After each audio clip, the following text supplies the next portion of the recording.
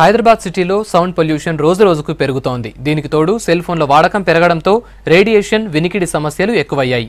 60 ఏళ్లలో వచ్చే hearing problems two ఎర్లీగా వస్తున్నాయంటున్నారు డాక్టర్స్.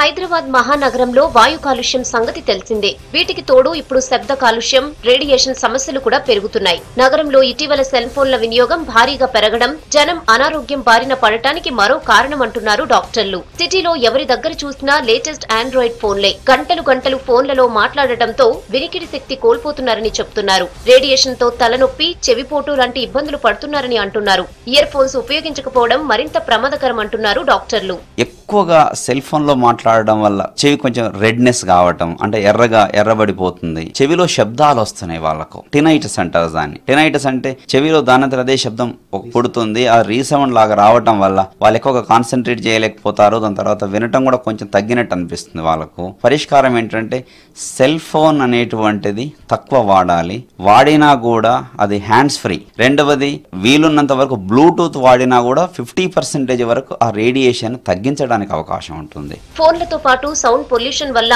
చెవి నొప్పితో బాధపడుతున్న వారి సంఖ్య కూడా పెరుగుతోంది. దీన్ని నిర్లక్ష్యం చేస్తే పూర్తిగా వినికిడి శక్తి కోల్పోయే ప్రమాదం ఉందని హెచ్చరిస్తున్నారు. నిరంతరం ఫోన్లో మాట్లాడితే కర్ణవేరి దెబ్బతినే అవకాశం ఉందంటున్నారు డాక్టర్లు. సాధారణ నొప్పిగా వస్తున్న పేషెంట్లు ఆడియాలజీ టెస్ట్ లో బయటపడే వరకు వారికి వినికిడి సమస్య ఉందని గ్రహించడం లేదని చెప్తున్నారు.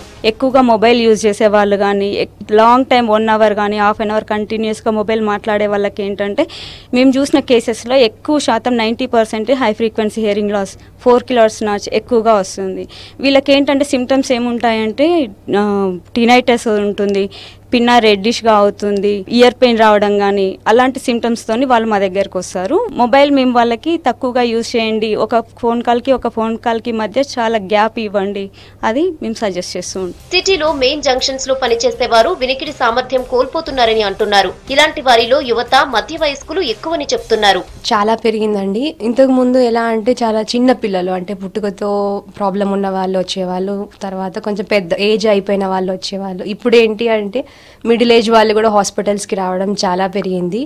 దీనికి రీజన్స్ ఏమై ఉండొచ్చు అంటే, ఒకటి మొబైల్ ఎక్కువసేపు మాట్లాడడం, ఇంకొకటి నాయిస్ లెవెల్స్ బాగా పెరగడం. అంటే మన చుట్టూ ఉన్న ప్లేసెస్లో నాయిస్ ఎక్కువ ఉండడం వల్ల కూడా హియరింగ్ లాస్ పెరగడం అవుతుంది.